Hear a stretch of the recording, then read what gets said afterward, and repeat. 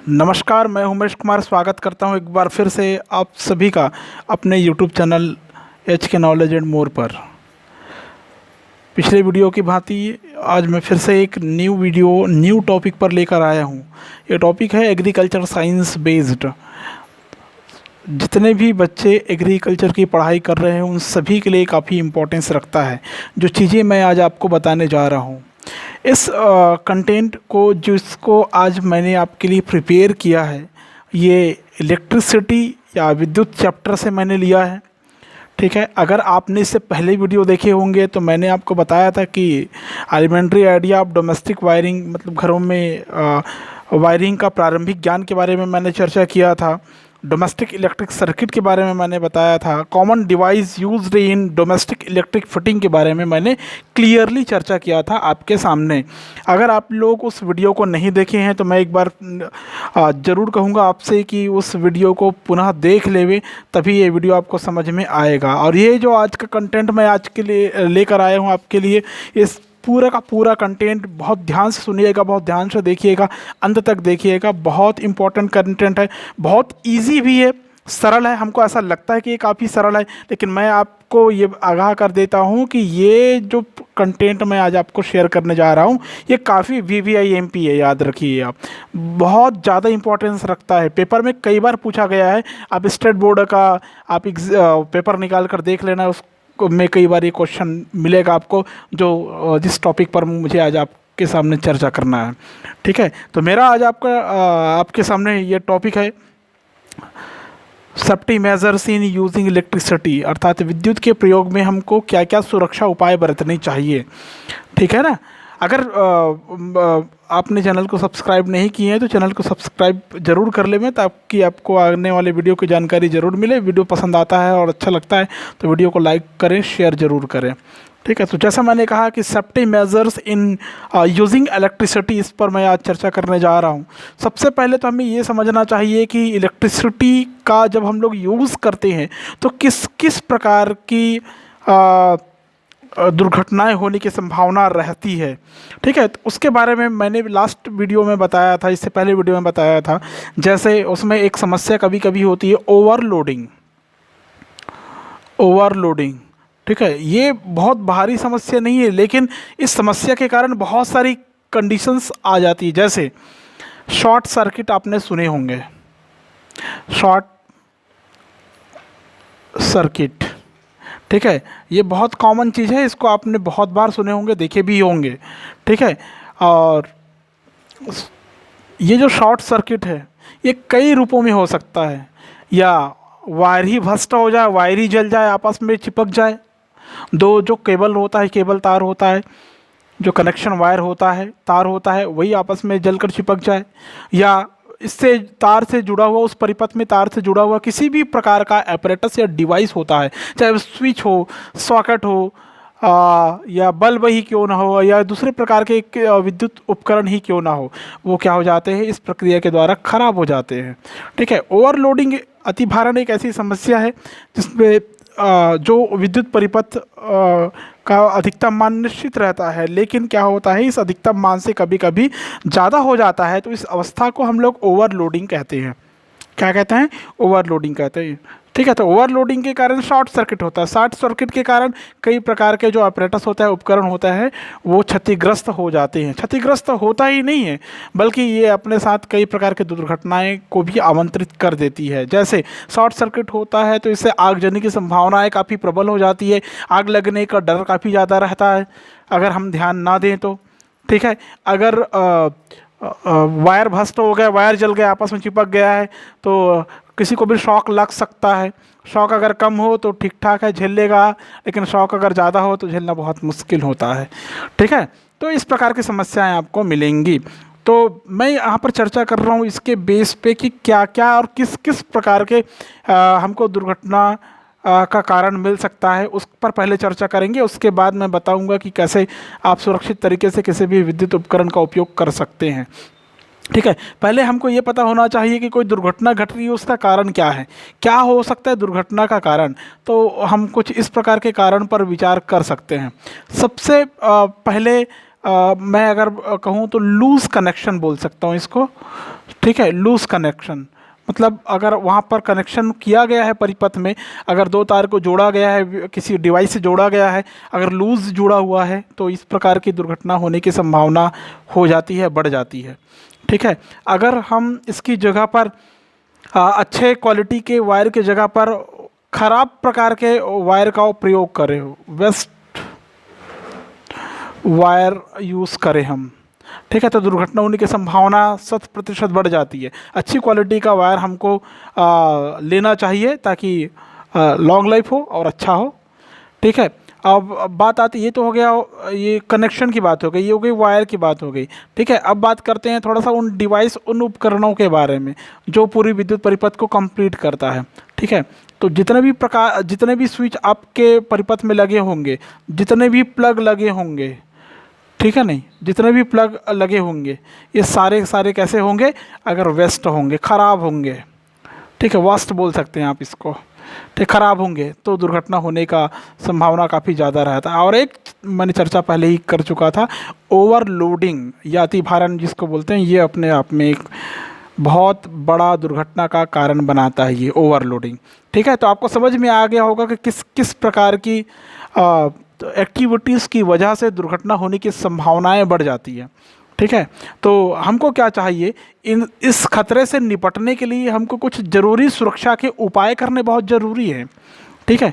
क्यों? क्योंकि हमको पता होना चाहिए कि इलेक्ट्रिसिटी हमको साइंस के द्वारा दिया हुआ एक बहुत बड़ा वरदान है, एक बहुत बड़ा बूंस है हमारे लिए, ठीक है, जिसके प्रयोग में किसी भी प्रकार की हम असावधानी दर्शाते हैं, किसी भी प्रकार की कमियां दर्शाते हैं या दिखाते हैं, हमारी हमसे कमी रह जाती है या त्रुटि रह जाती है उस दौरान, तब क्या होता है, बहुत बड़ी दुर्घटना होने की संभावनाएं बढ़ जाती हैं, ठीक है। अर्थात उस समय हमको यही उपकरण जो हमारे सुविधा संपन्न होने के लिए प्रमुख हथियार है, लेकिन जिस समय दुर्घटना हो जाए तो यही हमको कर समझ में आता है या अभिशाप लगने लगता है, घटनाओं का या दुखों का कारण लगने लगता है, ठीक है। तो इससे कैसे बच सकते हैं हम लोग, इस पर मैं चर्चा करूंगा आगे, ठीक है। तो देखिए क्या क्या तरीके अपनाकर आप इससे बच सकते हैं।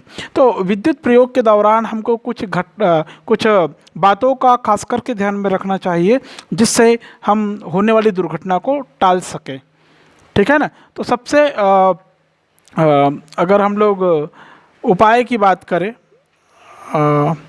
सेफ्टी मेजर्स की बात करें, तो कुछ इस प्रकार के उपाय हम कर सकते हैं। सेफ्टी मेजर इसकी अगर बात करें तो कुछ क्या क्या उपाय कर सकते हैं, ठीक है। आपको पता होना चाहिए आपका जो विद्युत परिपथ है, जो इलेक्ट्रिसिटी के वायरिंग के लिए आपके घर में फैला हुआ है, घरेलू परिपथ में फैला हुआ है, तो प्रत्येक परिपथ में आवश्यक क्षमता के फ्यूज तार लगे हुए होने चाहिए, ठीक है ना। प्रत्येक परिपथ में आवश्यक क्षमता के फ्यूज तार लगे हुए होने चाहिए, मतलब रिक्वायर्ड कैपेसिटी के फ्यूज वायर लगे हुए होने चाहिए, फ्यूज वायर लगे हुए होने चाहिए, ठीक है, फ्यूज तार लगे हुए होने चाहिए, मतलब आवश्यक क्षमता के अच्छी गुणवत्ता वाले कह सकते हैं हम लोग इसको। तो उसको मैं दूसरे पॉइंट में इंक्लूड कर देता हूँ, ठीक है।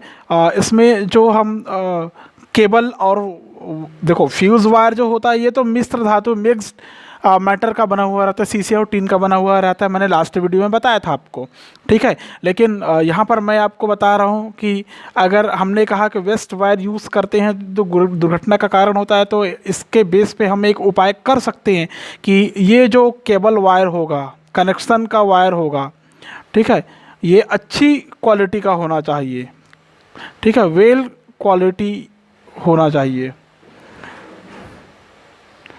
वेल क्वालिटीज़ का होना चाहिए, याद रखना, अच्छी क्वालिटी का होना चाहिए और पर्याप्त मोटाई की होना चाहिए, ठीक है। इसकी थिकनेस आपके परिपथ के हिसाब से होना चाहिए। ऐसा नहीं कि ज़्यादा उपकरण आपको चलाना हो तो बिल्कुल पतले तार लगा दिए, बहुत छोटे उपकरण चलाना हो तो बहुत मोटे मोटे तार लगा दिए, ठीक है। तो इस प्रकार की स्थिति से हमको बचना चाहिए। ठीक है, एक होता है केबल वायर का लूज कनेक्शन, जिसकी चर्चा हमने पहले भी की थी। ठीक है, ये जो लूज कनेक्शन होता है, ठीक है, लूज कनेक्शन की स्थिति को दूर करनी चाहिए, मतलब लूज कनेक्शन नहीं होना चाहिए।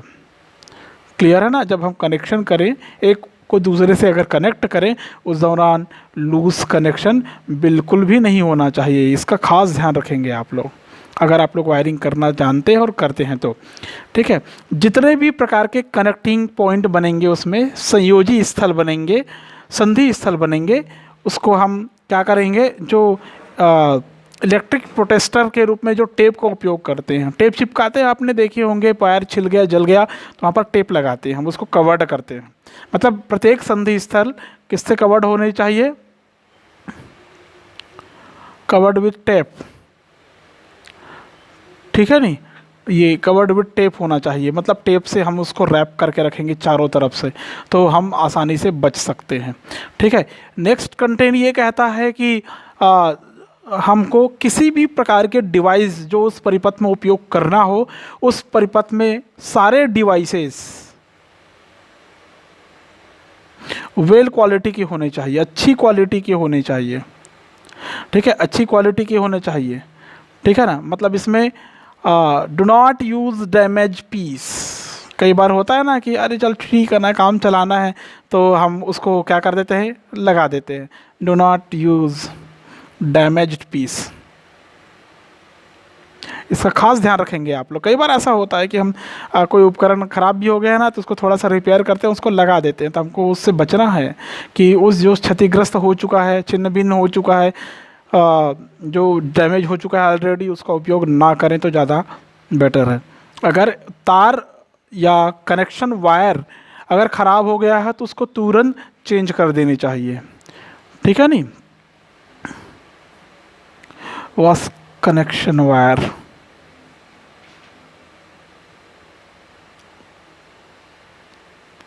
चेंज अर्ली, काफ़ी शीघ्रता से उसको चेंज कर देना चाहिए कनेक्शन वायर को।